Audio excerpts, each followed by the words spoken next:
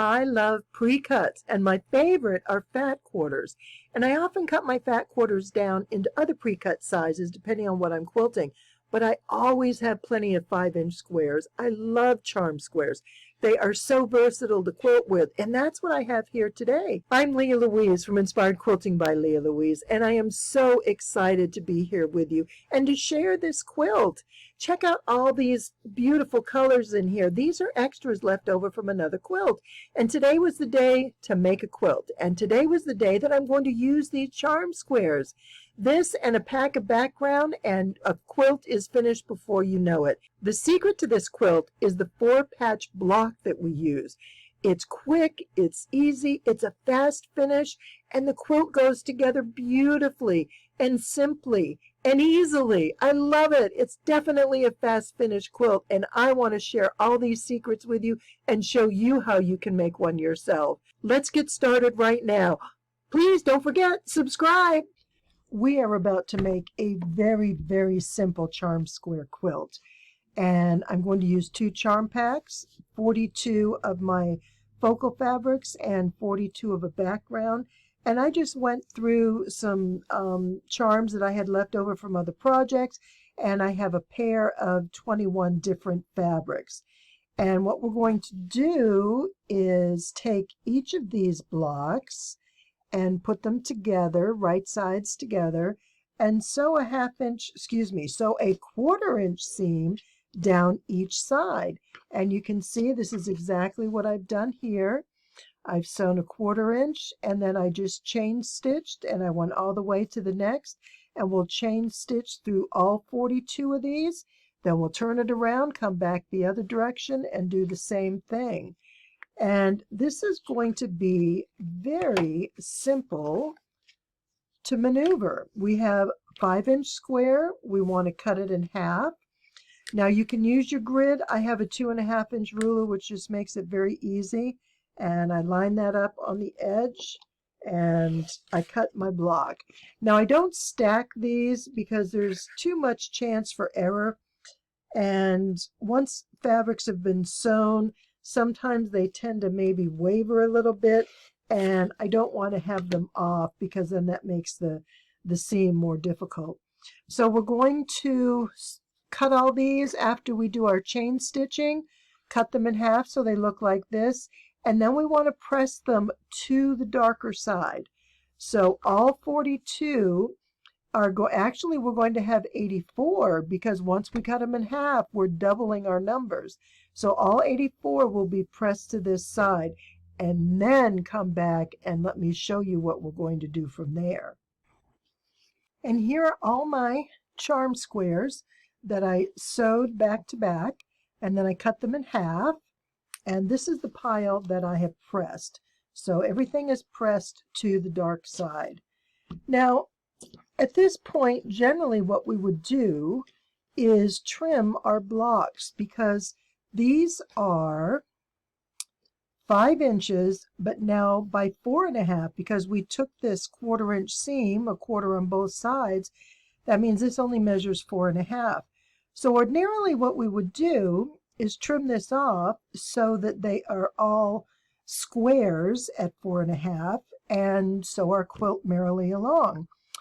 But there are 2 things. Number one, I hate wasting that 1/2 inch of fabric because a 1/2 inch, 80 times is 40 inches? Is that right? Wow, that's a lot of fabric.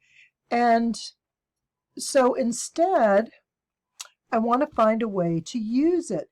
Not to mention how much time it'll take to cut a 1/2 inch off of all of these. Not an incredible, but I could be sewing instead of cutting. So I thought, what about just lining them up? Because in order to do something like a rail fence, these need to be square. See how this doesn't line up at the top, so we can't do that. And I thought, well, maybe what we can do is line them up, but that can get kind of boring if we just, let's see, what are we doing here? We're going this way. If we just, line everything up like this. And then I thought, well, maybe what we can do instead is turn these this way. So we'll alternate the rows. this row, we have the focal fabric to the left, and on this row, we have it to the right. And that kind of creates an interesting pattern. Let's put this over here. Go with that one. And then we come back down here, and we're going to repeat that row. And I'm trying to kind of do light and dark so they're not all together. Now see, I think something like that would look fun. It's an easy quilt. It would be a quick pattern to sew together. And, you know, as far as the quilting aspect, once it's sewn together, you could, you know, do some fun quilting in the whites, whether you do a swirl and just sort of come this way, or, you know, you can do some loops if you like that kind of a thing. And so there's some opportunities there to kind of mix it up. The other thing that I like about this is we can make 4 patches. So let's say we do a dark, a light, and let's go a light and a dark.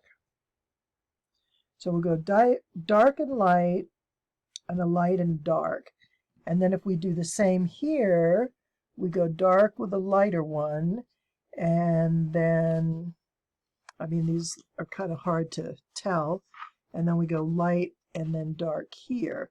So that way, if we do a 4 patch like this, and we do a bunch of them, put all of our charms, our blocks that we've created into a 4 patch, then we can join them together, and because we have these pre-sewn, they're just going to fit nice and easy.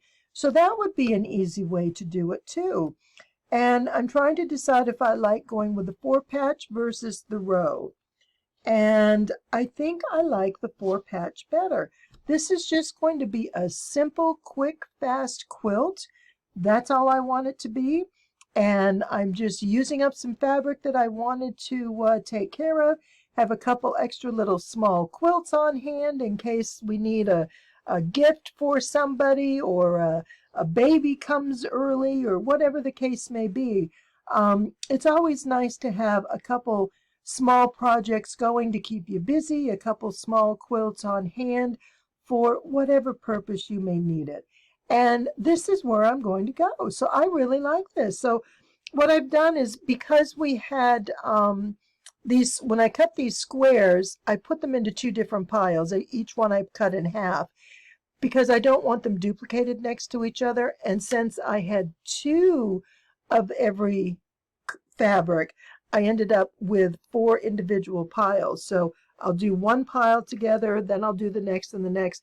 And so by putting them together that way, I'm going to have less apt, I'll be less apt to duplicate fabric side by side, because there's a lot of fabrics in here. I have, what did we say? There were 42. And so I had 21 different fabrics, and that's quite a bit. All right, so there we have it. So I am going to go ahead and chain stitch dark and light, and then light and dark into 4 patches, and get those all taken care of. And then I'm going to put the quilt together. I think this is going to be a super easy quilt. So let's give it a try. Give me a few minutes to sew some together, and I'll show you how it's looking. I have to admit, it's a little embarrassing to show you this faux pas that I completely missed. But check this out. I started doing my pairs and putting my blocks together, and I'm chain stitching dark and light, and then light and dark. Got the first block, I did the second one, and in my head I'm telling myself, okay, this one is dark, this one is light. And notice when I got here, instead of putting the white first and the color in the center, I did it the same way as this. And I thought, oh no, this is only my second block, and I made this mistake. So I cut my threads, and I caught it before having to rip it out. And then I realized, wait a minute, I don't have to go to all this trouble. All I need to do is sew pairs together in light and dark, and just sew a string of them, just so one is lighter, one is darker. And then when I come through and I go to make my 4 patch I flip it around. Actually, I want to make sure the dark is up here, which it's going to be here anyways. So I've got my dark and my light. This is dark and light. I turn it around. I have my light and my dark. So whether the block is this way or this way, we're going to have our darks in place. So the easy way to do this, which this is what I want, super simple, super easy, is just to sew the pairs with a light and a dark and put them with the dark first and then your light. And then all we're going to do is we're going to take another block with different fabrics, turn it around, and then we're going to sew these here, and there's our 4-patch. And we're going to do it again and again, and we're just going to create our quilt that way. So don't worry about which direction you're going or how many you have or which goes with what. Just sew a dark to a light and do that repeatedly. I'm still going to do it with my first 20 blocks, and then I think what I'll do is put those together and then do the next group from there. So let me go ahead and continue on this now that I've found the easy way to do it, and we'll get this finished much sooner. I wanted to show you this finished block real quick before I show you the quilt, because this came together wonderfully. I really enjoy how easy this is. It went together well, and the colors are just spread out beautifully. The key to this block, this 4-patch right here, is dark and light, light and dark. We need to have these darks on the outside corners. That way, each subsequent block will line up correctly and line up just where you need them to alternate your light and dark. Now, the other thing that can become a problem is if you've got them turned around, if you sew some at this seam and some at this seam. So for example, when I sew here, these are on the outside edges like that. But if I sew on this part here, then when I open this up, I can't show you because it's sewn together, this becomes white in these corners. And if you do some in both ways, they're not going to match up very well, and you're going to have some difficulties. And I know that because I did that, and I had to make one extra little strip and squeeze it in there in order to fix that problem. So I don't want you to have that trouble. This does go together easily. Now that we've figured out all the kinks and we've got it together and there's a plan in place and you can refer back to this, and I just may have to write up a pattern at some point for this, but I wanted to show you how this block fits in. So we have dark, light, light, and dark, just like this. So it fits over 1, 2, 3, 4 strips of fabric. So I have a total of 80 of these blocks, and I divided that into 4 groups of 20. So this row, I made 10 of these, right? I've got, oh no, these are 5. 1, 2, 3, 4 is 5, because there's 10 of these blocks, and I combine them together to create 5 of these double 4-patch. So there's a 4-patch. Let me show you. I want to make sure we can get this on the camera so you can see it. So this 4-patch goes across 5 times in each row. And I made 1 row at a time with each bundle of those pre-cut charms that I had sliced and diced and got them in the narrower version like this. And once I did that, 1 row, I had enough fabric because I wasn't repeating. Remember, I had about 20 different fabrics. So this 1 row has 20 different fabrics. So I didn't have to worry about getting them too close together. And then once I did that, I just laid my rows out, and it worked out beautifully. So once your rows are finished, just kind of lay them out and see which you like next to each other. I really didn't have any particular preference because it all laid out really well. There's a lot of color going on, And the way we're putting it together with this block, it mixes things up very nicely. So this is our quilt.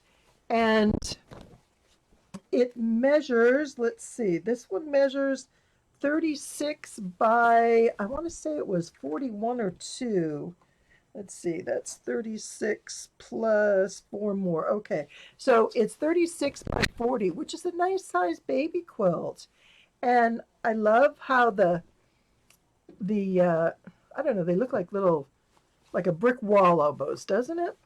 And it's not quite the brick path, because the brick path usually has the offsets where they actually stagger instead of go in a diagonal pattern. But I think it's a lot of fun, and what a great way to use your fabrics. Whether you use leftover charms like I did, or you go into your scrap pile, it's very easy to come up with some 2.5-inch pieces. And then if you get real feisty, go ahead and grab, I can't even get it. Go ahead and grab a jelly roll and start sewing those together. So there's a lot that you can do. This is a wonderful and fun little quilt, and I think somebody would really enjoy having this. And the beauty is you just keep adding blocks. I love these kind of quilts that you can make any size. Now I'll put the conversion chart down below that you can download. It's a free conversion, so you know how many charms for what size quilt. It'll kind of give you some guidelines. But this was just 2 charm packs, one of color and one of background. And I love it. I think it's beautiful. I hope you have a chance to make your own someday soon. I so appreciate you being here with me today. Thank you, thank you. It's been my pleasure having you. Oh, and don't forget, please subscribe.